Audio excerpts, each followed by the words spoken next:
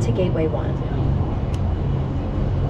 So these buildings are a bit reminiscent of that Mies van der Rohe design that we saw very early on the main branch, a lot of similar modern qualities. But these were not designed by Mies van der Rohe. These were designed by Skidmore, Owings, and Merrill, who people like to call the Three Blind Mies because so many of their designs heavily influenced by Mies van der Rohe. But they were not the only ones. He has influenced architects from all over the world, hence international style.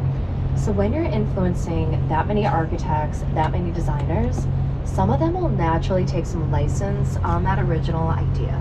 You're going to see that with Gateway Center number 3. Coming up on the right side across the bridge of that white cladding. Now essentially this is still modern or international style, but they took some creative license with that white cladding on the outside. That is something van der Rohe himself would most likely never have done.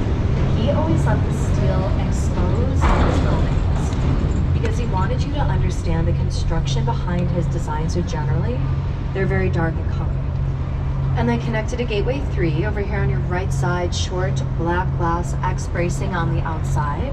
This is a SWAT reinterpretation of the John Hancock building. Remember we saw the Hancock earlier, it's really far away on the North Branch, 5th tallest in the city. This was designed to look like a piece of that building sort of just fell off and landed in the space. The X bracing on the outside provides external support for the structure.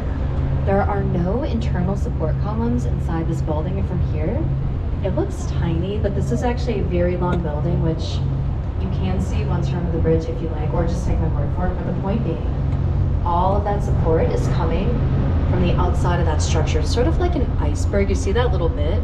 And then beneath the surface, bam, just keeps going and going.